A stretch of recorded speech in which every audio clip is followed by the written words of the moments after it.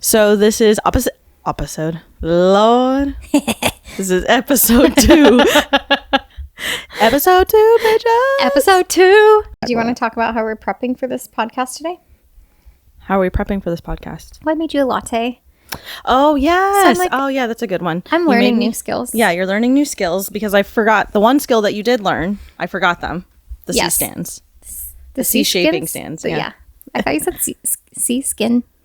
Sea skin. The C skins. The sea skins. No, That's gross. I made you a latte, so I learned something new today. Yep. And I did it all by myself. I'm so proud of you. All by yourself. Mm-hmm. Not a single person FaceTimed and helped you. Not at all. It was a really, really good latte, though. Thank you. I texted my wife and I go, what did I say? It wasn't we need to talk, but it was something along those lines. And she We need to answered talk. and was very concerned. I texted her. I'm going to pull it up because I can't remember what I said because I'm so dramatic. But I texted her and I said, I need you for a sec. Can we FaceTime really quick? If you got that text from you know who, Yeah. I need you for a sec. Can we FaceTime really quick? What would you feel? I would think that he just has like a camera question or something. Yeah. So I thought it was normal. I need you for a sec. Can we FaceTime really quick? Okay, yeah. And she answered and was like, Everything hello? fine? Yeah. Everything okay here? And I pointed immediately to the espresso machine and I was like, I'm trying to make Katie a coffee. And she's like, oh my God. And you Thought it was so much scared me. serious than that. Yeah. She's like, oh my God, who the hell? The drama. Anyways, drama, that was all yeah. I was going to say. I learned a new skill today. Proud of you. Yeah. Did I learn something today? I probably did. I just don't remember it. You set up really fast today. I did because I took notes that you made fun of. They're not drawings, okay? They're overheads. They keep me organized. So I have a plan when I Drew go in. pictures. Plan of attack. I just didn't know that was part of what you did for a living. Is drawing pictures. Yeah. Drawing pictures of specifically of buildings. You draw, sketches. Sketches, if It's you like will. a sketch. It's like the idea of a blueprint. Yes. But it is like a third grader drew the blueprint. It is. It's color coded. It was, colors. Yeah, colors. I was also going to ask you, were you sore from Yes. me making you do 30 minutes of abs on Yes. Tuesday? Yes. I sneezed and I was cursed your name. You son of a bitch. You're welcome. It was, when I walked away, I felt good. And then the next day I was like, in the morning, I'm like, I feel fine. You're and like, then that's fine. The pain, it was like slow onset of What pain. hurts the most? Sneezing? Abs. Yeah, sneeze. Like I what? sneezed and Regular day actions? Yeah. Hurt the It most. wasn't like regular day actions. It was sneezing. What really? Sneezing. Yeah. And how was it working with the footballers? It was good. They were nice. Didn't care much about cameras, Oh, to be completely honest. stupid boys. Yeah. But they all want to be like actors and directors and stuff like that. So The they all football want to. players want to be actors and directors? Yeah. Shut up. Yeah. Is that shocking to you? They're used to like being in front of people. You know what I mean? Like being the center of attention. So it doesn't surprise me. It surprises me a lot. Why? I don't know why I don't correlate like sports ball into performing, but I guess that is what it is. It's extremely performative. I only say that because I watched them I just thought yesterday. they had like the love of the game versus like I'm on stage. You know what's funny? Like is they I love wonder, the sport. Yeah, I wonder if the footballers think about that like with dancers. Is it a sport? Dancing is a sport. Some dancing is a sport. Yeah.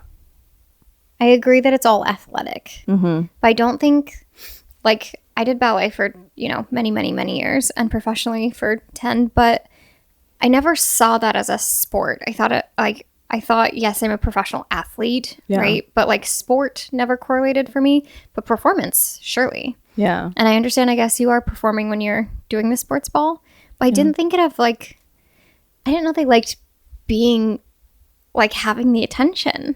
I mean, yeah, that's part of it. I think a lot of people like, I don't want to dance. I don't want to play football for many You love reasons. to dance. I love to dance. I don't want to dance in front of people. Oh. Like, I like being behind camera because I'm not performing in that capacity. Yeah. You know what I mean? But they were like, they want to be actors. Yeah, most of them wanted to be actors, directors, like in that aspect. Wait, aren't they like They couldn't do that though because they have so many concussions. They couldn't like. This is such a valid conversation. Okay. So not lemon scones. This is a valid conversation because you're not wrong. But I don't think concussions doesn't correlate to Memory loss? Does it? I don't think it does. Does it? It's brain damage, Katie. But brain damage is like how you process things, not necessarily remembering. Do you know what I mean? I mean, remembering is in the brain. It's in your, I can't remember if it's the cerebellum or cerebrum. Cerebellum is your balance. Let's ask. Let's ask Chat. Let's go down the K-hole. Here we go. And it begins. Do concussions affect your memory? Or can concussions lead to memory loss, I guess? Oh, yes. Concussions can affect memory. They are a form of traumatic brain injury, TBI, specifically a mild one, and memory changes are one of the most common symptoms. Here are the main ways memory can be affected. Short-term memory problems. After concussion, people often have trouble forming new memories for a while. This can look like forgetting conversations from earlier that day, repeating questions, blah, blah, blah. 2, memory gaps around the injury. 3, slower recall. That would be the processing part, right? Even when memories are intact, retrieving them can feel slower. And then 4, long-term effects, less common. Most concussion symptoms improve within days to weeks, but repeated concussions or severe ones can lead to longer-term cognitive changes. Repeated head injuries are linked to conditions like chronic traumatic, can't say that, and CTE, though that usually involves many injuries over time. There you go. That's How like, could did they you ever watch possibly that remember movie, Concussion? With Will Smith. He like plays a doctor, and it's about... It's a movie called Concussion? Yeah. And it's about how it was before this concept and before the understanding of multiple concussions and how they could lead to traumatic brain injury. Yeah. I don't remember the name of the football player, but he like in the movie is based on real life, on a true story.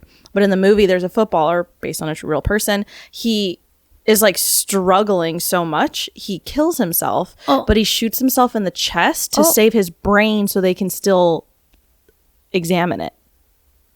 Case in point, too many concussions. Wow. So it's a really good movie. Highly recommend. Okay. That's as much as I know about football, to be completely honest.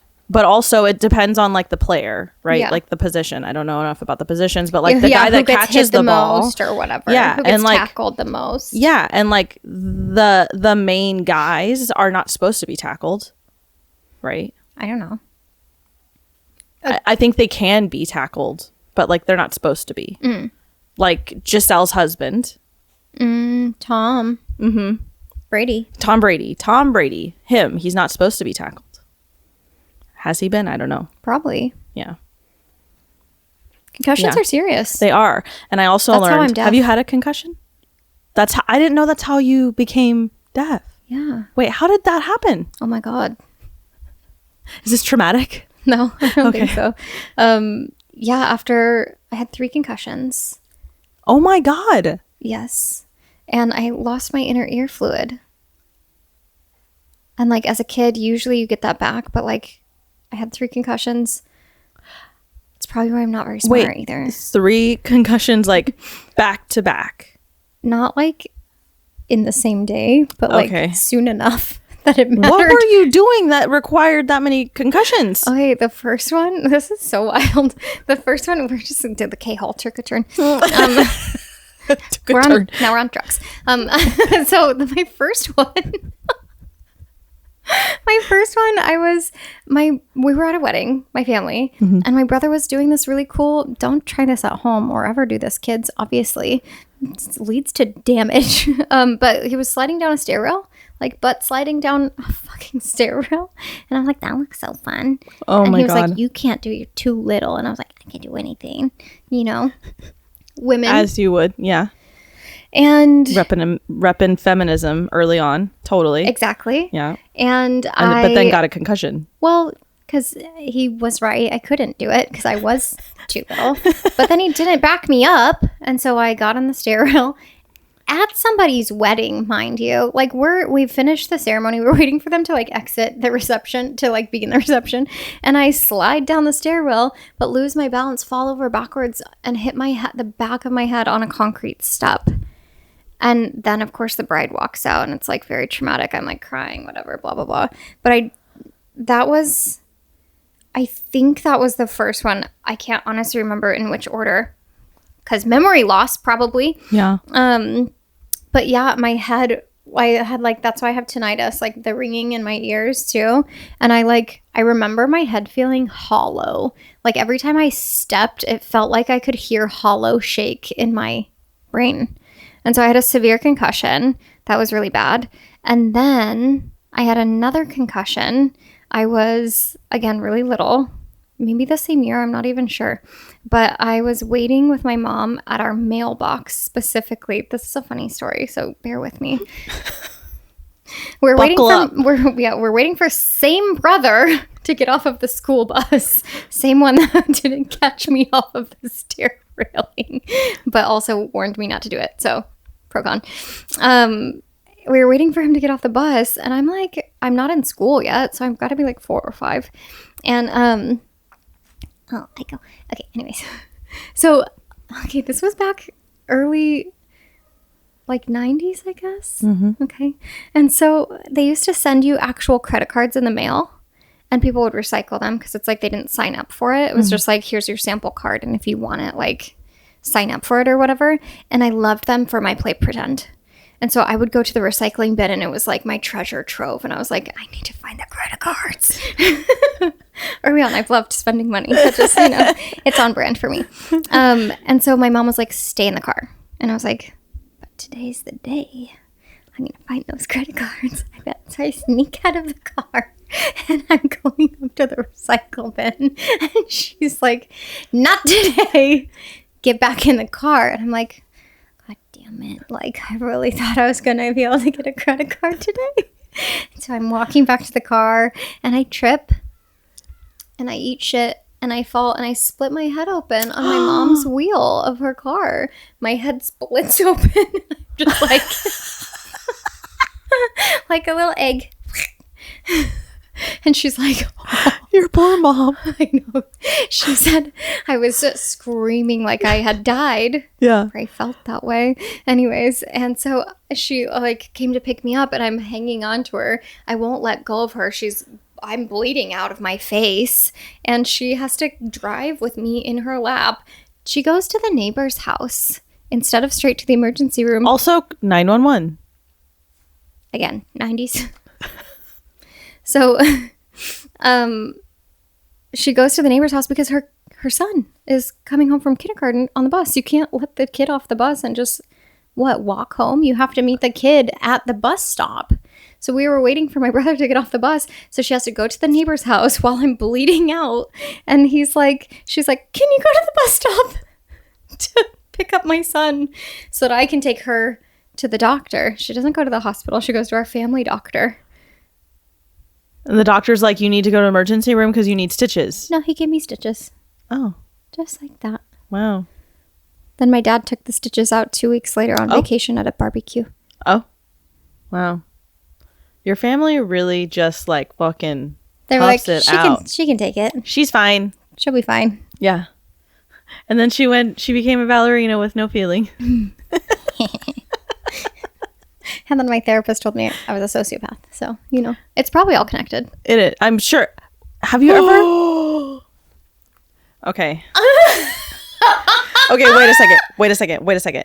So this is something that I wanted to talk about also. Okay. Because you're a sociopath, but you're not a sociopath. What is it? You have very low empathy. Very low empathy. She doesn't say you are this or whatever. It's just that you exhibit very low empathy. You can take like a test of like markers that would like maybe make you a sociopath or like psychopath or normal. And I just have a lot of the markers for psychopathy. Psychopathy. Mm-hmm. Okay. Can concussions lead to psychopathy? Oh. Psychopathy? Psycho. Sociopathy. Wait. I don't know how to spell. It's all the concussions. Sociopathy? I'm not that smart. Sociopathy. Yeah. Sociopathy. That's the name of this episode. Yes, in some cases. Concussions or other head injuries can lead to personality changes that resemble sociopathy. But it's relatively uncommon and usually depends on where in the brain the injury occurred and how severe it was. The brain regions involved, injuries that affect the frontal lobes, especially the prefrontal cortex, can change how a person regulates impulses, empathy, and moral judgment. Shut up. I can't believe we're investigating this right now. And at my ripe age of 21. Same. The prefrontal cortex is deeply involved in emotional regulation, empathy, and social awareness, decision making, inhibiting harmful impulses. You're like, okay, damage there can sometimes produce behaviors that look similar to antisocial personality disorder, often colloquially called sociopathy, such as reduced empathy, impulsivity. That's not really you. No, I'm not very impulsive. Poor judgment. No, I think I know that I'm making. I think I'm making the decisions, on purpose. Yeah. Poor judgment. Wait, does poor judgment mean you don't know what you're doing? Yeah, I think so. Okay. Difficulty understanding consequences, inappropriate or aggressive behavior. It's really just the reduced empathy for you. Reduced empathy, and like I have massive like social anxiety, but I think that's because I have a hard time reading social cues. Social awareness. Yeah.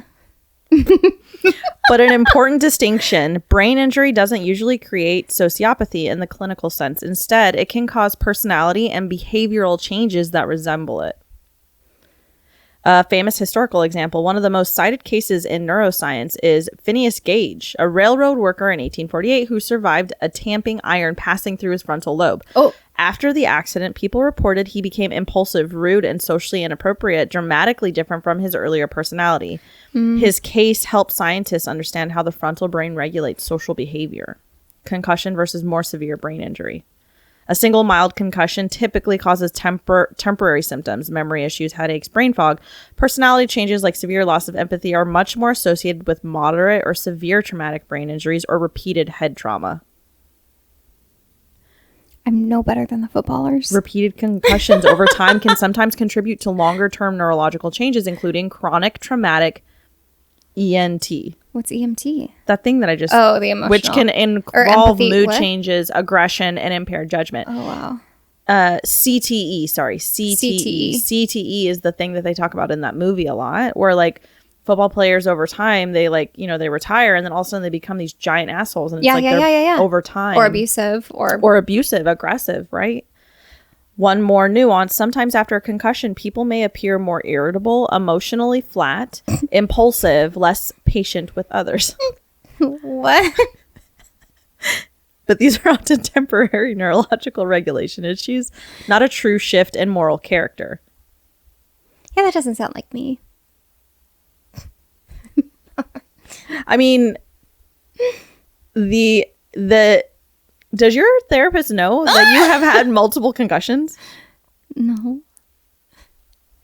This is also not my active therapist right now. Oh, okay. This is a therapist from years ago. And we were talking about, I was going through a breakup. And she was like, listening to me talk about my breakup. And she was like, maybe we should do like, I know that she didn't call it a personality test, but that's basically what I understood it to be. Sure. And we went through like all these questions of like, how would you respond to, how would this make you feel if you saw somebody in this situation, you know, whatever. And a lot of the answers that seemed like I was empathetic, it felt very performative. Yeah, like I answered that way because it was how you're supposed to behave instead of how I might actually behave. Yeah, I assumed what a prefrontal cortex was, but I looked it up and it's literally just like the front chunk of your brain. Yeah. Well, and that's what they say, that men don't develop that until they're like 25. Yeah. And that's like all of your decision-making skills and stuff like that. Which is crazy. Oh my God. Did we just diagnose you? I mean, I had the diagnosis already, but did we figure out the origin story? Because how it happened to I was me? just going to say, well, just nature versus nurture, right? But also next question, did your mom notice a difference or see a difference or experience a difference? I was so young. It's hard to tell, right? Because this happened before I was 5 years old. So what is empathy when you're 5? Yeah, you don't really have any. Yeah. Well, you do, but you just the way that it's expressed and comes out, it's more of your survival things or the front. It's I'm tired, I'm hungry. Yeah. Empathy is something that you learn about more. Well, I was always really bad at sharing. So there's that too. So that is involved in empathy just because it's if you can see another kid is hungry. Some kids have you seen there's TikToks on TikTok. Sure, yeah. So the TikTok's on the news. Yeah. It's on the news. On our TED Talk.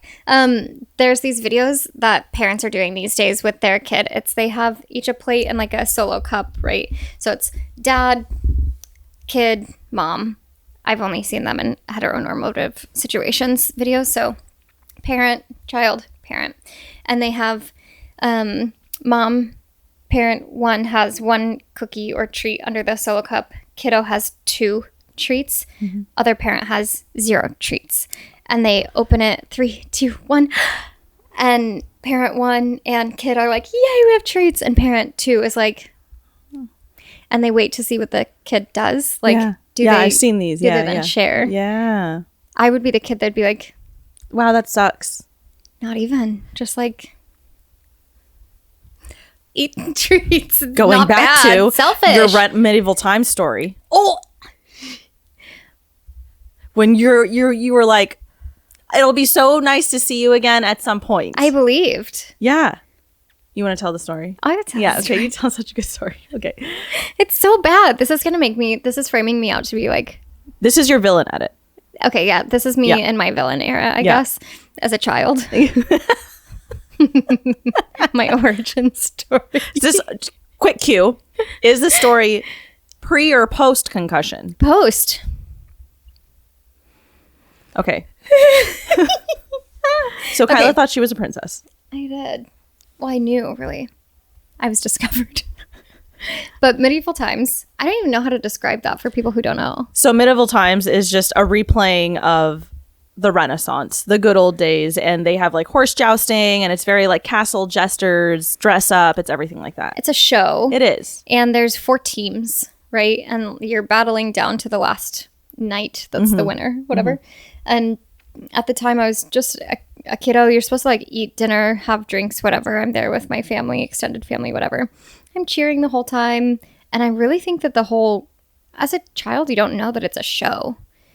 You're just wow, this is so crazy. You're I can't believe they still do this. Well, and you're so sad because the horses get stabbed, but not really, you know what? It's all. I forgot about that. Yeah. Yeah. And you're oh my God, you're watching animals die. You're watching people die. It's so intense. I don't know. There should be an age limit on these shows, truly, because clearly they're creating sociopaths out of us. The medieval times, sorry. Anyways, so the winning knight crowns a princess. And so I get picked and my parents are doing their own thing. They're distracted. They're having drinks or whatever. They're not heavily drinking it's just medieval times, but still I get selected and it takes them a second to notice I'm getting pulled away. And the knight picks me up because I'm a child, right? And puts me on the horse with them. I don't know if that would happen with an adult if adult was selected, but whatever. And my dad apparently is chasing after me. I'm on this horse with this knight. Our team had won. And they crown you as the princess. I'm crowned. I get a crown, a tiara, whatever, a sash, a rose. They put you in a little ball gown. The whole thing. Yeah, you're going through wardrobe change. And then you sit with the king and queen and you watch your knight finish the show. And he's winning your honor and your hand in marriage. Right? You are now a princess and you've been knighted into the family or whatever, accepted as royalty. And I was wow, I can't believe they knew. I've been a princess all along. It's like every little girl's dream. You know, you make believe. Yeah. But I guess I was already making believe so much in my head. The story was true. Yeah, like the pieces were coming together at this point. It wasn't like they sparked it. You already knew. Yeah, I was like... You and your sociopath ass were like, I'm obviously a princess who survives 2 head traumatic injuries. I didn't even think about that, but yeah. I have every right to be here. Anyways, so the show finishes, whatever. I'm sitting up there with the king and queen. I'm all alone. This is my new life. And we go back through like the turret or whatever. And I'm like, okay, I guess I'm about to meet my husband. And this is my life now. Mind you, I'm like 7. He's probably in his 20s like, or 30s. I was going to say. And my dad is like, okay, ready to go. How fun was that? You know, he waited outside the whole time. Was just like, that's when kids used to get kidnapped more often. Anyways. Valid, yeah. And so I was like, oh, nice of you to stop by. And he was like, no, we're going home. And I was like, I am home. I am home. I'm home. You're visiting me. Excuse me. First of all, see you at the this wedding. Is my home. Yeah. The way you said it was like, I was like, it'll be so sad that I won't see you every day, but we'll see you when you see you. I'll miss you. Yeah. But this is my life. I've been discovered. You don't belong in this life. You knew I was a princess this whole time. You took me from my princesshood. You knew this whole time? Yeah. Right? Yeah. Yep. And so... yeah, I was convinced. And I remember for weeks after I was so confused because I was like, am I just home getting my stuff? Will my knight be picking me up again soon? When am I going back? You're like, something is off for me to just be here and everybody's okay with it. Like, don't my subjects miss me? You know what's horrible? And I don't think I told you this. But we had done the whole LA thing. So like Anaheim, you're going to Disney World, you're going to medieval times. And we went to Knott's Berry Farm. Oh, yeah. And so when I got home, to further the blow of me not getting married, not being royalty, having to go back to my normal life, I got the chicken pox. Oh, no. From Knott's Berry Farm. Oh, no. So for the next week, I was in oatmeal baths. Oh, no. And I was like, when is my night coming to get me? You're just you're laying in this oatmeal bath in some peasant's house. And you're like, this is a peasant's disease. I'm itching all over. I'm like, what is this? I'm taken out of school. I'm like, well, I obviously can't be in school. I'm royalty now. I'm going to have a private tutor. Anyways. So you became delusional after your 2 concussions is what still that am. all boiled down and to. Still am. You stayed delusional. I stayed. Stay delusional. Why not? Why not? Yeah. You know, I do live to be that delusional every day. I would love that. How are you trying? I don't know. I've had multiple concussions, but not like yours. I was just about to ask. Yeah, so my first one I was in basketball. I know, shocker. I played sports. Was not good at them. I know. That's what my parents thought that for so long. Did they really? Yeah. I need to hear more about that, Bo. Yeah. But it's just because of like me and my best friend. We were like together all the time and we always hung out. And they're like, just kind of gay. I was too with mine and my parents never thought that. And they were wrong. Well, yeah, which is crazy. They were wrong. And my parents were wrong because I'm unfortunately super straight, you know? Yeah. It's my least favorite thing about you. That's okay. It's fine. Me too. But 2 concussions. So playing basketball. Yeah, okay. Like I'm 5'3" and I played You're 5'3"? like defense. Yeah. I'm 5'3". Yeah. I know. Why? You think I'm taller, huh? Yeah. I get that so much. It's the confidence. Oh. I think it's a hair, Bo. Whatever. Basketball. Concussion. No, but this gets into me. I'm gay. I'm 5'3", but actually 6'2" inside. Yeah. So I played defense a lot because I have a big defensive personality, apparently. Okay. But all of the people that I played defense against, they're all like 6 foot tall or something. And Like I'm actually? yeah, like in Or real just life. confidence-wise? No, in real life. Okay. And I'm like elbow height essentially. And I used to wear my glasses up until after my first concussion. Oh, no. And so I got elbowed and my glasses like went right into the bridge of my nose. And it's just like, so it wasn't nearly as bad as yours, but it did like, I've got dizzy and nauseous and stuff like that for like the first couple weeks. It took a while. And then it was like the same year. It was basketball again. I'm just elbow height. So then that's when my parents got me contacts, was because like the glasses were causing the biggest issue because it was like glasses directly into it. Oh my God. Yeah. So, but I have not been diagnosed with sociopathy.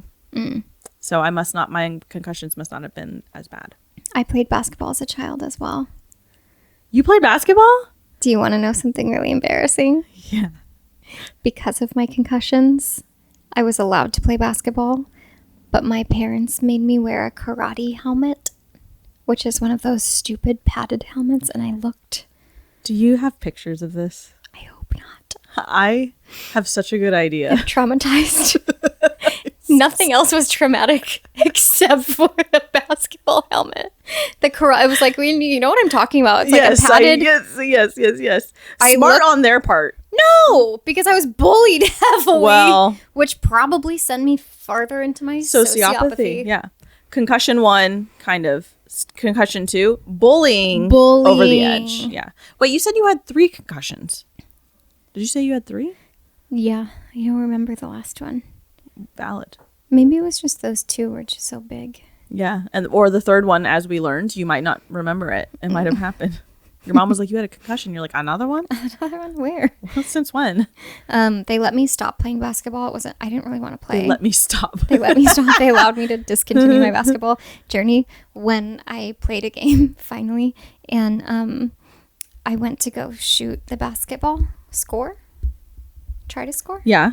I went to the wrong basket. Oh, been there, done Here's that. the thing that they don't tell you about basketball. Mm-hmm. Every time you score, your basket changes.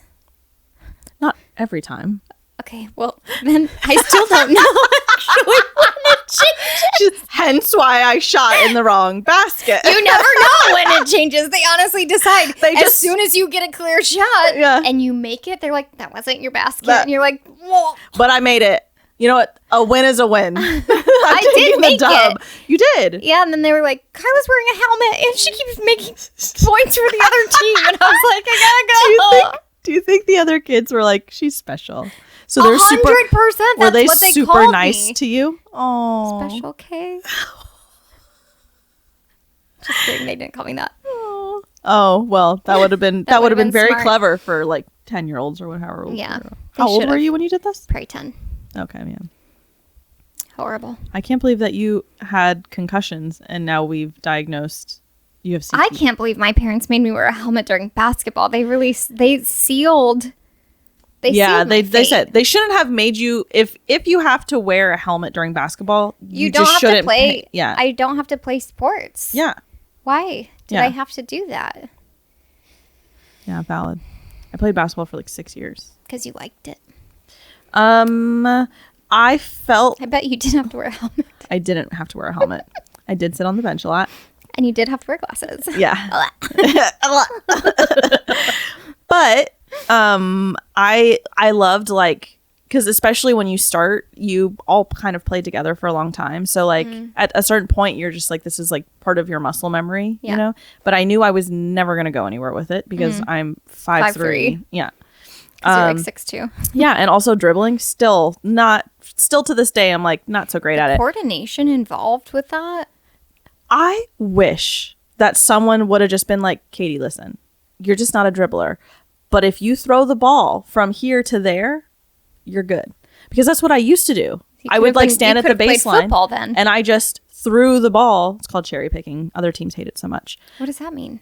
So like the goal is like, oh, I got to pass the ball so that way somebody can. Okay, so what happens? You rebound the ball, right? Everybody's on one side of the court.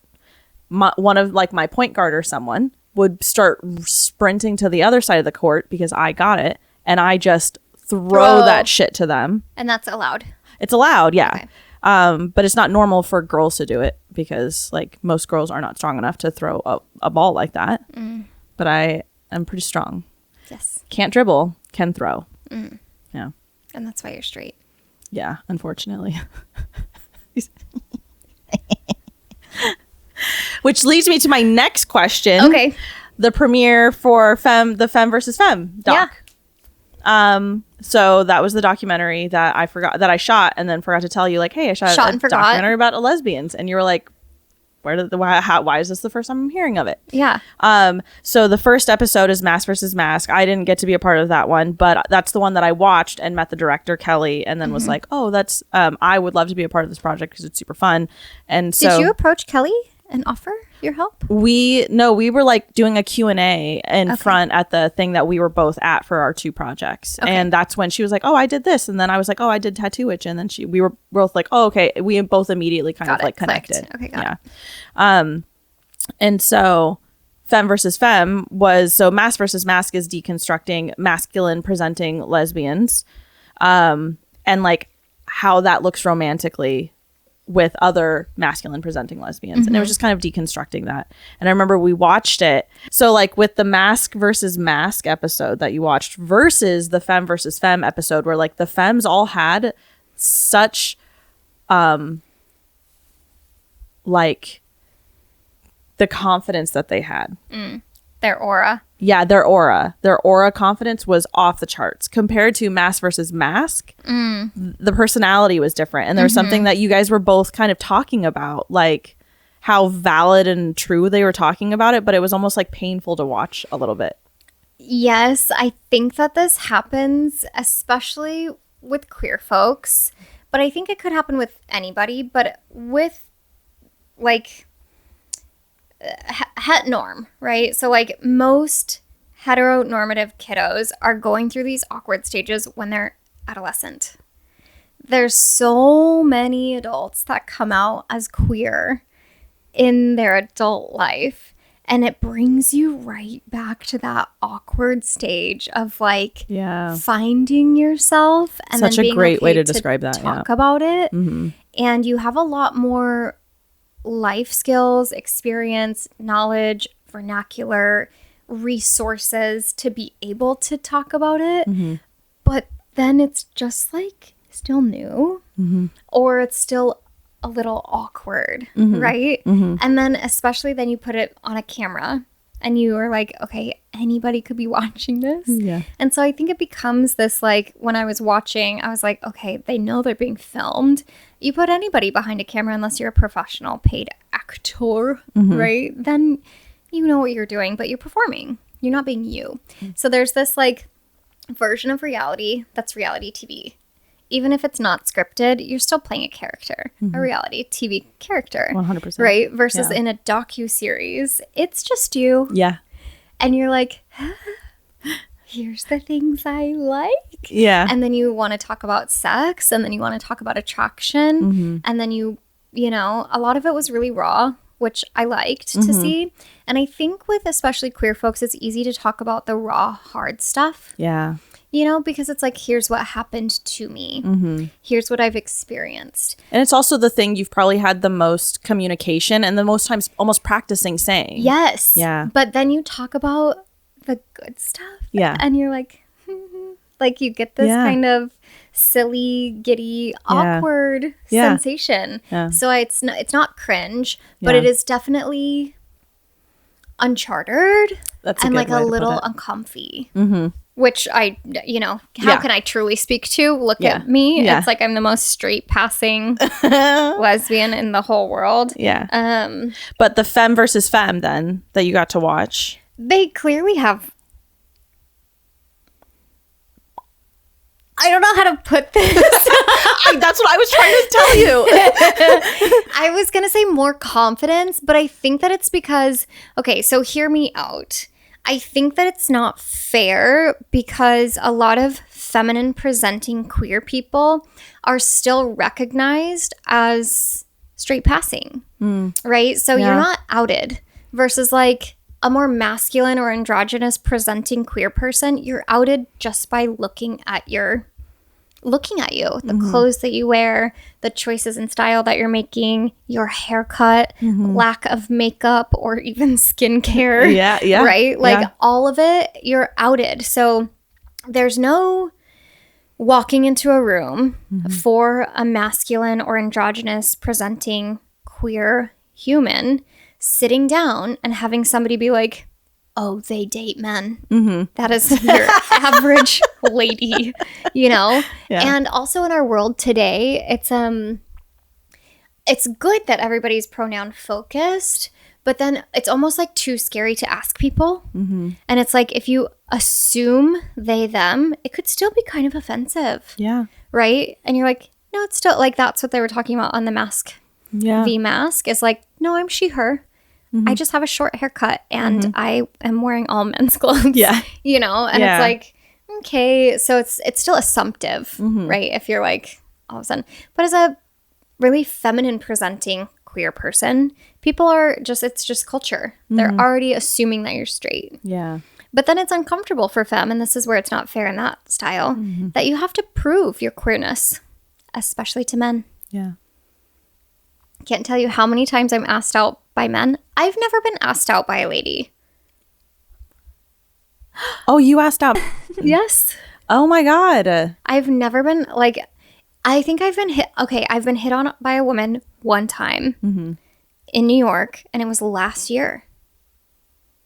The first time in my life. How I was would at a gay bar. But how would you describe them? Like they're presenting? She was feminine presenting, Okay. and she was an Olympic figure skater. Wait a second. Current? I don't know. Oh, I didn't get to know her that well. crazy. Crazy. Wow. Anyways. Look at small you. bag. Yeah. But I don't have the luxury of getting hit on by people I'm attracted to. Men will come up to me Yeah. at any time of the day, anywhere, anywhere. And then it's like, oh, no, thank you. I'm gay. Or now I'm married. Yeah. But then it'd be like, no, you're not. You don't have to use that as an excuse to say no. And it's like, I'm very comfortable saying no. It's not a problem. Yeah. And it's not an excuse. Yeah. So I think that there's like, with the masks, right?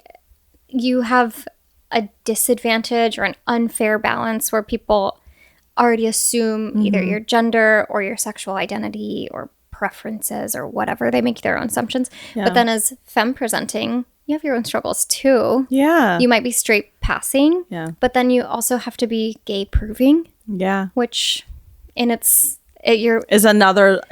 like a deeper level. a whole nother Yeah. layer that you're Yeah. like, ugh, now I have to prove who I am when I don't Yeah. even want to. You know, it's like, it's weird. So It was so interesting to get to be in that room and like being on the when I was up on stage doing the Q&A, I said many times, I was like, I don't feel like I'm supposed to be up here because I was like the only straight person potentially in the room, right? There might have been two other straight men, maybe.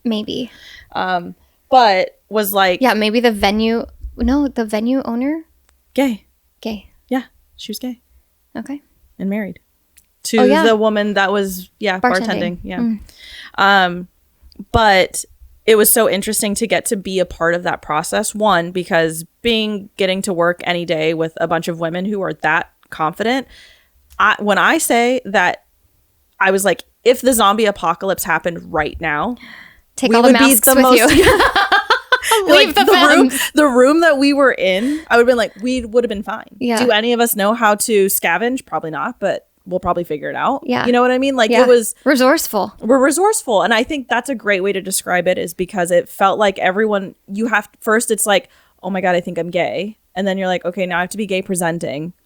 Gay presenting is, and they all had it. They're like flannels and cut their hair off, right? And then they're like, I don't want to be that. This is who I'm. And it's then like cutoffs, yeah. yeah. And then you get into a full circle where you're like, you've gone through this whole process of like losing yourself, finding yourself, losing yourself, finding yourself again. And then by the time you get there, you're like, wow, I don't care. Yeah, I don't here care I anymore. am. Yeah, been there, done that, whatever. No man, yes woman, you know? Yeah. And I thought that was that was so interesting to get to hear how universal of an experience it was too. That was also quite shocking to me because it never really occurred to me that would be that it would be a not a burden, but like a hurdle. Yeah. I never would have considered that. Well, what's interesting, and I can broaden it and push that even farther, is like, I think most women in general could relate to this experience. Yeah. Right? Albeit, yes, queer has its own hurdles. Sure. Right? Especially because for a long time, it was very illegal to be queer. Yeah. You know, like that's history and things. But like if we want to make it more general, like women are so amazing because most of us have high empathy. For those of us that do. Yes. For those, yeah. But you can at least understand. Like, I have a lot of sympathy and I can understand and recognize, right? Yeah. Like, somebody that's been through something. And, like, women go through so much all the time. Yeah. So, even though you weren't a gay person in that room or a queer human in that room, like, you're still able to, like, call on any of the experiences and be like, oh, okay, well, this reminds me of when I went through XYZ. Yeah. You know? Yeah. I mentioned when everyone was talking about how they're like, okay, I'm gay. Now I'm going to present gay. And they like wore flannels and like cut their hair off and like dress more masculine. And I remember I was talking about how when I started as a set electrician and I got tired of all the boys constantly, you could tell and it's not hitting on me because, oh, I'm so amazing. It's because I'm the only woman within around their immediate radius. Gross. And so it was so much easier to just like present as a lesbian and dress really masculine. Yep. Make sure nobody sees your body. Yes, 100%. I know. I mean, it took me forever just to be like, I'm gonna wear tank tops. You know what I mean? Like, but now that's the same way in schools, right? Yes. Remember growing up and they're like, you can't show your shoulder. I hated that rule so. I was such a sweaty kid. I know. I was so sweaty. Cool. I'll wear a t-shirt with my pit stains out. I'm 13. And then they were like, and the other things, the pants thing drove me crazy. Like you can't wear tight pants down to your. Well, and you can't wear tight pants. What? We weren't allowed to wear tight pants. It took a really long time. Where did you? Yeah, Fresno. Fresno's super conservative. Very, very, very conservative. Yeah. But like in school, you couldn't wear tight rule. We had that as well. Okay. But like the tight pants, I have massive hips. They came in like 6th grade, right? And so I have Hard brag. I have weird flex. But like every pair of pants I wear is tight. And then it's like, well, to wear not tight pants, I have to find pants that are like 10 sizes too big. And then you have the Jessica Rabbit figure of all ages, just like snatch in. Ooh. Girl. Right? Are you hitting on me? Yes. I've been working on it this whole time. Love you.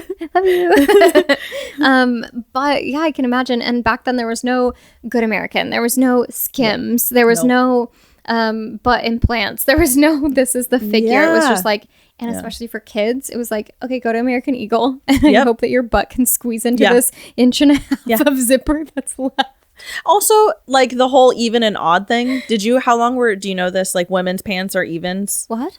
Did you not know this? What? So juniors pants are like, 7, 11, 9, whatever, odd numbered. And women's pants are 2, 4, 6, 8.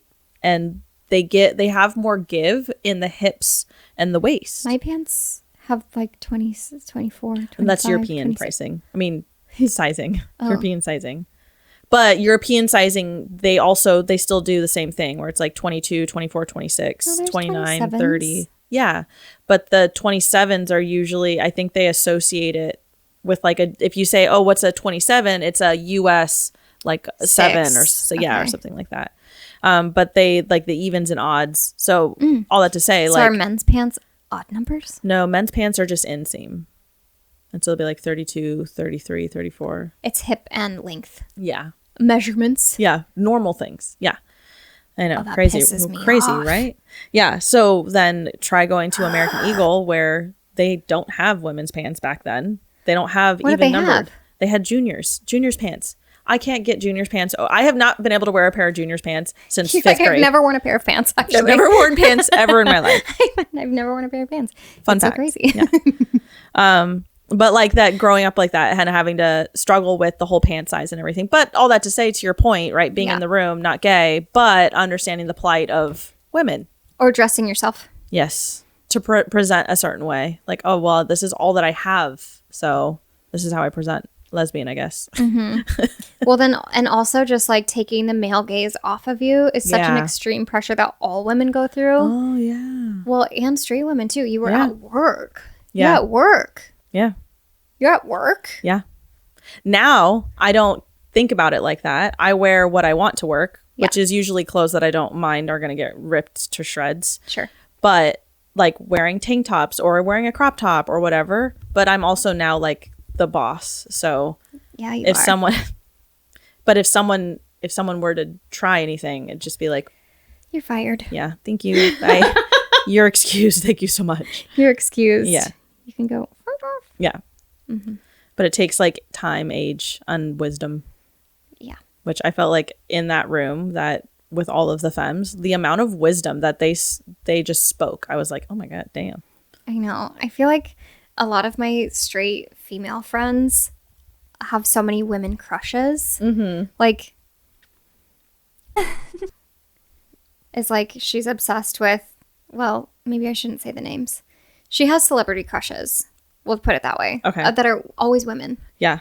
And I'm always like, you're gay, dude. She's like, no, I wouldn't ever be able to have sex with them. Yeah. But like, I'm in love with them. Yeah. I'm in love with them.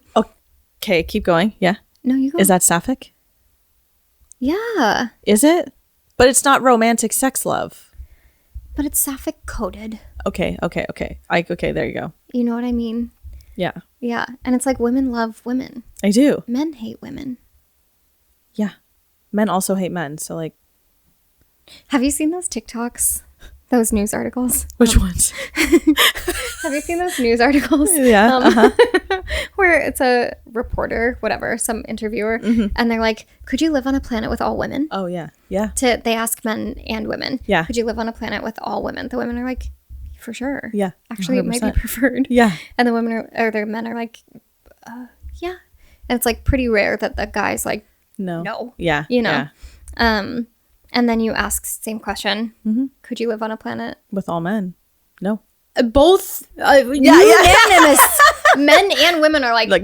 No. Absolutely not. No. Sounds dangerous.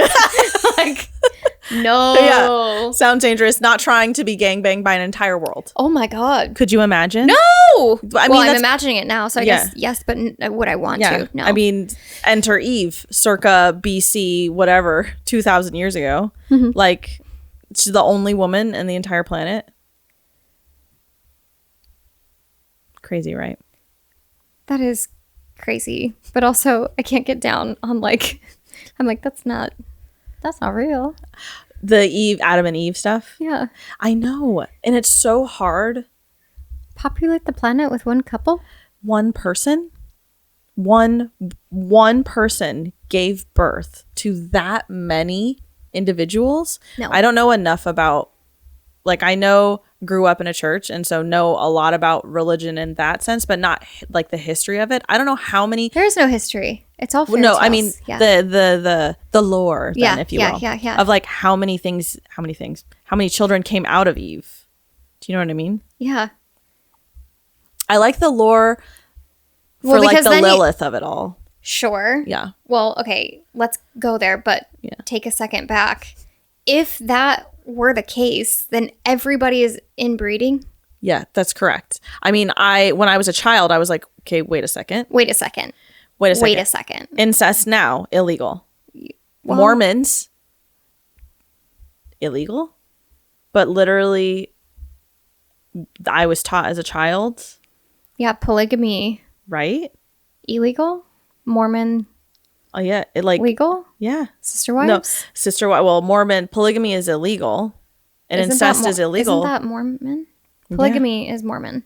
It is used to be. Okay. Yeah, but like I think the Mormon culture rejects polygamy now. What? Yeah. No, I think Mormon, but then there's the Latter-day Saints. Yes, that's it. Yeah. Which is still Mormon. Yes, correct. There's like different branches. Yeah. Yeah. Wow. I know. But all that to say that there's a lot of things. This is why I think like religion and a lot of people struggle with it, especially as you get older, because when you're a kid, you're taught all these things. And then I like grow up and flap my wings and I'm like learning all these things. I'm like, how is this possible? Why does that make sense? Like, Yeah. why it's just so obvious now to me. It's so obvious that like men wrote the Bible, obviously, And then rewrote it a and couple times. they were jealous that women could just give birth to things. Things. And then we're like, Wait. to children, to people. That women could just give birth to people. And so then they're like, that's like a superpower that we need to fucking put boundaries on. Okay, I'm reading this book. Mm-hmm. And it is... Reading or listening? Reading. Oh, wow. And it's called The Data Bias of Invisible Women or something like that. Oh. I'll have to look up the name and do a little edit. I know where you're going with this. Yes. Yeah. And it's all about equity, equality, and how women are just viewed as less than. Yep. Whether it's in language, like verbiage, or like the biggest story that stuck out to me is that, okay, so a civil engineer is making an airport bathroom. Okay. I know where you're going with this too. Okay. Only because I've experienced it in real life, but go ahead. Yeah. Yeah. So they're allotting space for the restroom and they are making it quote unquote equal for men and women via splitting it 50-50 space wise.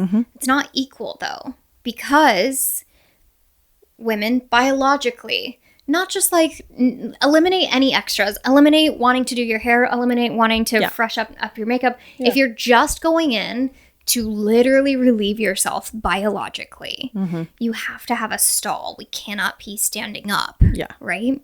So there has to be a stall. That stall also has to have a sanitary container for menstrual product disposal. Okay? Like that is just, every woman has it. Doesn't matter what you use. You have to have it in a safe place because it could be a biohazard. Yep. Right? So the stall space alone, let's say the bathroom can hold 5 stalls. Okay? Like, and have not even enough room for your suitcase to go in. Yeah. Just enough room for you to go in, do whatever you need to do, and get out. Right? The same amount of space is given, because the space for a restroom in general is now 50% for the men's restroom. Yeah. They have urinals. They can fit 2 times the amount of urinals in one stall allotment. So that means men are automatically getting double the amount of actual restroom, like facility usage per square footage. Yep. They need 1 or 2 stalls, right? So they're getting 10 urinals and 2 stalls. Yeah. So no wonder there's always a line. Yep. And this book is all about all of those situations. Yeah. And it's such a wild read. One of the other things that I've read about that's also taken into account, that most women bear the burden of of childcare. Kids go into the women's restroom with their mothers. And so now you've got a mother and 2 kids in a tiny ass stall, or they're taking up the handicap stall, right? Because it's the only one with a child thing. And they just started doing this more. Like, I think Disneyland was one of the first places to like start implementing it, but like the men's restrooms now has also the child have care. Yes. Things like that. Or other things, right? Like, I always know, and I always say this to myself, like when I go into a bathroom, and I always take my phone out of my pocket and put it down on something, because if I have to pee and I pull my pants down, my phone falls out of my pocket into the toilet. Because you don't have pockets. Well, or I've got pockets, but they're like girl pockets. Another equity issue. Yeah. But I guess now I wouldn't have to with these pants. But all that to say, anything you have your gay pants on. Yeah, because I've got my gay pants on. Equity. But that being said, like, I walk in and there's nowhere to put my phone, hang my purse, nothing. Like, fucking built by a man. Frustrates me because they don't have the same problems. They don't have the same things that they have to think about. Yeah. So imagine I don't know if it's the author that was talking or is it just a dude that's reading the same book was posting a news article, aka TikTok. And he was like, my wife came up to me in the airport and apologized after she got out of the bathroom. And he was like, why are you sorry? And she was like, well, gosh, the line was so long. It just took me 20 minutes to use the restroom. It's not like it took her 20 minutes. Yeah. She had to wait in line for her turn. use the restroom as quickly as possible. They're in an airport. He's just waiting outside because he's in and out. Yeah. Right? Then she had to wait her turn to wash her hands and get back out. Right? And she was like, I'm so sorry. Yeah. And he was like, did you do something wrong? Yeah. And she was like, no. Yeah. No. And he's like, I'm sorry. Yeah. That you don't have the space that you need to be as efficient as I'm able to. And that's a luxury I have. Yeah. And I was like, preach. I was like, that's one man. Yeah. That's one man. Yeah. Who has it a full frontal cortex. Yeah. To be like, I have noticed, like, I think men who are either had sisters or, something to that effect. Single mom, maybe. Yeah. That they seem to understand differently. Yeah. Like the challenges. Because to that end, like, I think some men will, like, if you start talking about this, then they start to argue for, well, we experience, this, or it's not about you right now. Like, I am talking about this thing that's frustrating me, and it's a systemic issue. Yes. That has been going on for thousands of years. Nay, forever. Yeah, forever. And for always. Yeah. And it's a system that you do not suffer the same things. You have a lot of, what is it? Oh my gosh. It's not luxury. It's privilege. Yes. Yeah.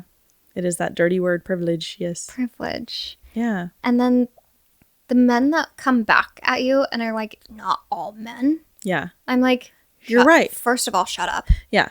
Not all men. First of all, shut up. You still.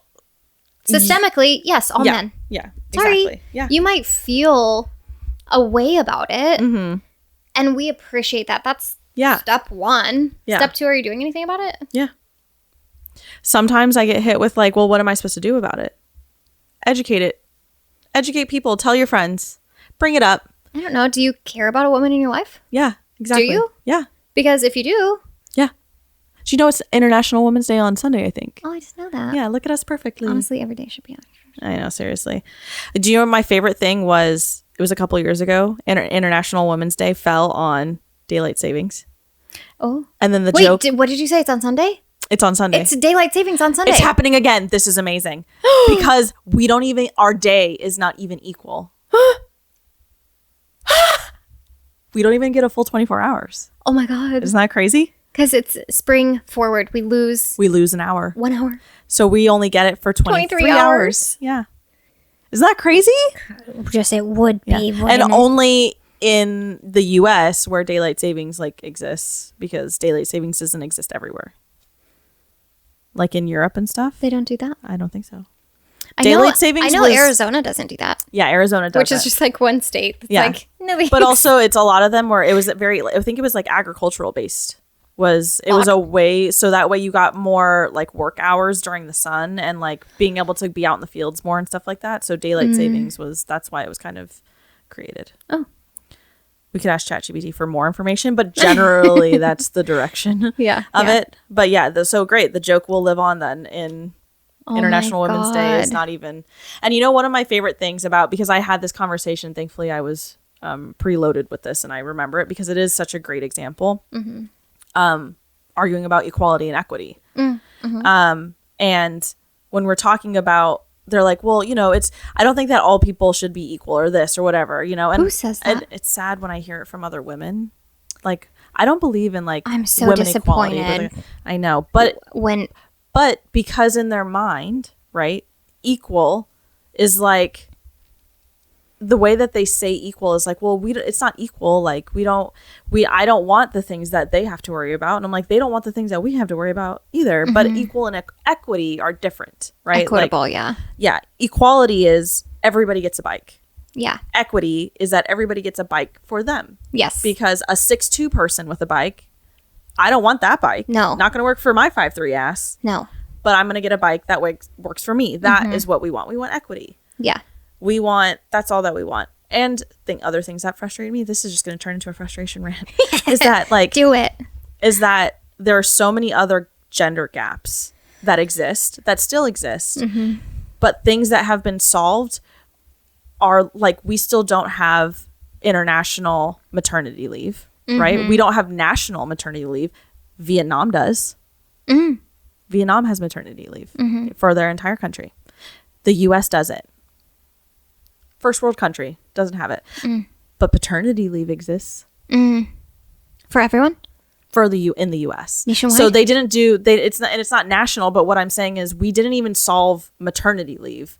But we decided to add in paternity leave. That frustrates me. We didn't even solve the actual problem. Oh my God. There's so many things in science too where it's like, okay, not to bring up controversy, but birth control. Yeah. I want to just preface, I am super on board with paternity leave. I do agree with it. I just disagree with the fact that it's like, it was almost like that, don't look over here, look at this. Look at us, we got paternity leave. But we didn't, but like, don't look at this thing over here. Don't That's worry. what I was advocating. But birth control. The women will figure it out. Yeah. Birth control is the same thing. They also didn't test birth control on women for a really long time. So crazy. Wild. When I heard that, I was like, that can't possibly be true. Yes. It is true. You need to read this book. I do. I want to know what I'm not very far in because it's not an easy read. I'm going to listen to it. Oh. Yeah. Sure. That makes sense. Yeah. Traffic is crazy. I know. Maybe I need to fix my situation. Well, seems like I have future me problems. Yeah. That's for tomorrow.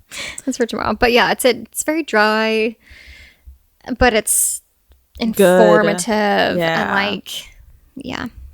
It is. There's like so many things. I think about that all the time with like cameras. Ugh. I know it seems so dumb, but like having long nails with cameras. I love having nails. Didn't used to because I thought that the nails inhibited me. And as I've gotten older, I'm like, no, I like nails and cameras are the problem. Yeah. And all the buttons are like depressed. So like I can't push and I'm not going to use anything. my nail. I literally just got them done. I use my knuckle. Now I figured it out. But like I learned Problem that. solving. And now whenever I do trainings and there's other women in the class and they have long nails and it's like a lot of the times it's college students who maybe they are new to film or whatever. They'll have these long ass nails and everybody is like, I don't know how you operate with those nails. And I was like, probably more dexterity than you. And then I just show them like, this is what I do so I don't ruin my nails. You know what I mean? It's like, but I think about that all the time with camera stuff. I'm like, why did they put the latch like this? Who can use this? Yeah. Literally nobody. Well, guys usually, but like, You're like, if you well, have nice actually nails, one group of people. yeah. But it's also the people that are making cameras are all men engineers. But now there are some more girlies that I've seen come through at Sony. They're very quiet in Japan, but they exist and they are quite vocal. So that's nice. Yes, it's so interesting. I have a few friends, female friends, that are in like very male dominated markets or job industries and whatnot. And you're always so proud of them, but you're also like, I wish that it was easier or more approachable for women to be in a lot of these fields. Yeah. You know what I mean? Crazy. The only reason why I remembered it was International Women's Day is because it's daylight savings coming up. Yeah, that one. Because Adorama, it's a rental.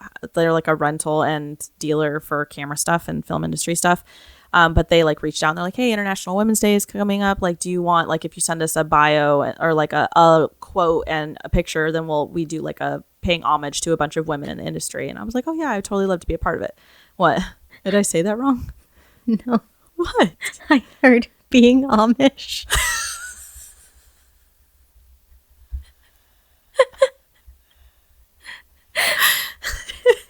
And I was like, I saw your face make so many connections. You're like, it was like, Katie's Amish? Was that the religion she was talking about? Oh my God. That's just Amish? I was like, that's also a male dominated. Yeah, also male dominated religion. Crazy. Okay. But Adorama was like, oh, what's a quote? And the quote I always talk about is, I always talk about the quote, Larry Parker, who I feel like was definitely like my lighting electrical mentor and helped me overcome things that I was afraid of or couldn't do because I'm weak. I'm like weak physically, couldn't do it at the time. But he was like, you have to work 2 times harder to be considered an equal on set. And you still won't be ever. Yeah. But I think now, I mean, I don't, well, now you're the boss. I'm fortunate enough that the people that I get to surround myself with now, I don't ever feel like there's ever any issues in that sense. Coming up, I didn't feel that way. Because you have the title maybe now? That, and I get to pick who I work with. Like if I work with someone who is, I just don't work with them anymore. Yeah. Bye. No, thank you. I don't need that in my life. Back then didn't have that. Obviously, when I was like a baby electrician, I had to lie about I like would use my brother's first name because Katie is such a dead giveaway. Yeah. So I used to use my brother's name. So that way, because a lot of producers would see a girl's name come through and be like, you have to like carry generators up Griffith Park, like girls can't do that. That literal conversation that one of my like gaffer friends would go to bat for me and be like, no, she's super capable. Don't worry about it. And also nobody can carry a generator up Griffith Park. Fun fact, be smart, take a wagon, which is what I did because be they were resourceful. Like, be smart, work smarter. I used to do that too when I was owning and operating 2 gyms. Yeah. I would just change the last letter of my name to E instead of A. So I would be Kyle. Yeah. And that happened so much in Fresno when I was like helping run this photography business and everything like that back in the day. I used to, I don't think I'm going to be outing anything. So we can bleep it out. Lemon Scones. So the guy that owned the company, right? He let me operate the way that I needed to operate to achieve what we needed to achieve when we're doing the business stuff. A lot of times they deal with me on my emails. They didn't like me. They wanted to talk to him. And then I would just open up his email and literally answer with his email and get what I needed out of them. But I learned at a very young age, I'm like, okay, well, what's the end goal, and focus on that. Because if you focus about the shit in between, you're going to get so caught up and never get to the end result. Now we can go back to this identity crisis of queer people. And that's one experience that you've had as a straight woman. Yeah. Where you've had to pretend to be something that you weren't. Yep. To receive appropriate behavior from other humans. Yeah. I.e. other men. Yeah. And unfortunately, sometimes other women. Yeah, unfortunately, sometimes. Nothing is more... I have a bias for sure. Yeah. Where I hold women to a way higher standard. Yeah, 100%. And so when there are women who put down other women and have this horrible, toxic misogyny. Yep. Is that the word I'm looking for? Sounds correct, yeah. Misogyny? Yeah. Yeah. Anyways. Yeah. Okay. I mean, they're a part of the patriarchy. Yes. Yeah. I'm always way more disappointed versus when I think men, I'm like, it's expected. Yeah. I expect to be disappointed. Yeah. I expect to be let down. I expect to be lied to. Yeah. I expect to be like, I'm just like, I think that I can never trust. Like, it takes me a long time to get to know another guy, just a guy. Yeah. I don't have many in my life, actually. Yeah. I do for have that reason. Yeah. I do have a lot of, I am, again, very fortunate that I've been able to work my way through the industry enough. Yeah. Like, I have found such a great group of guys to work with, and girls, right? Like men and women alike. Because there are some they're so sweet, they're so caring, they're super nice, they're everything that you would ever want just as a friend. Yeah. You know? Yeah. But for every one of them, I've had like 5 poor interactions with 5 others, you know, like. So you hold women to a much higher standard. So if you come across someone who you can clearly tell is maybe not, feels as if they might be on the wrong side of history. I have run into a few of them, and I feel like over time, I don't know how you handle it, but I try and like plant seeds of like, I'm like, oh, do you know who do you think set that up? You know what I mean? Like you ask questions and then it's like over time you can steering. You can see the facade be like, wait a second. You know what I mean? Yeah. Luckily, I don't experience it in my professional life. I love my job so much. So where I see it is like women have been conditioned by men to feel a certain way about themselves. Yeah. And it's really fun for me to help them move their body and like change their mindset of themselves. Yeah. So luckily I'm not seeing a lot of that, like, Yeah. but yeah, it's tough when you see somebody, a woman out in the wild who's Yeah. like very Yeah. affected Yeah. by her own toxic masculinity. Yes. And I'm like, yeah. what happened to you? Yeah. Who hurt you? I see it on Love is Continues Blind to a hurt lot. you. Yeah. So much. Or on reality shows. Yeah.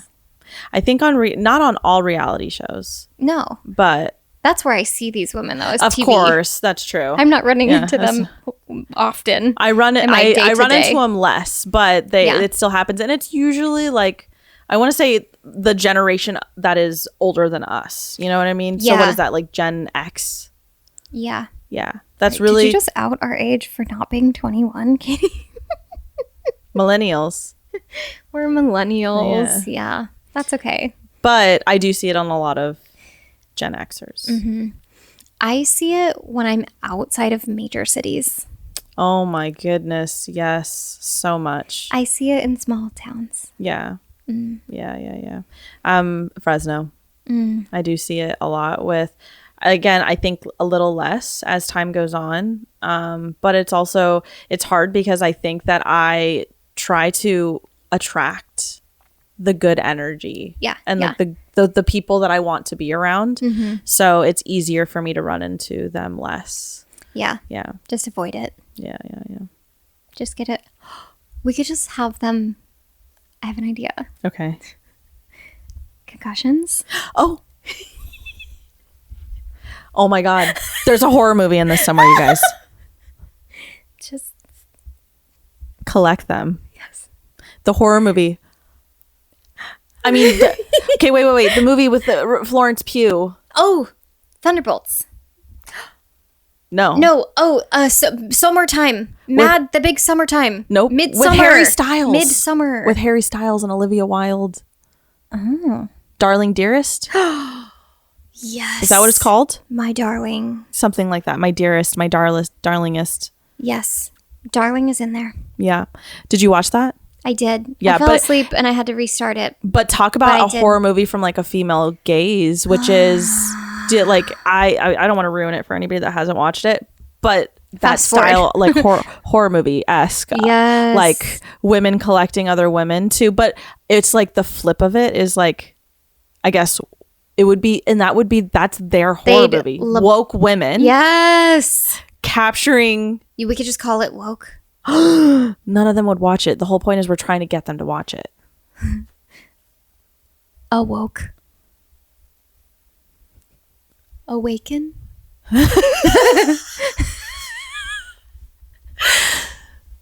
I feel like we're trying to name our podcast again. And that's it, you guys. We made it through the Okay. So we ended with a horror movie. I gotta think about what the ending is gonna be. That's gonna be the end. That's not the end. We can't make that the end. Why not? Because you're like, awakening. Awakening. And then I say, and that's a wrap on episode 2 of the K-Hole. yeah, we went down the K-hole. Thank you for joining the K-Hole podcast. Okay, bye.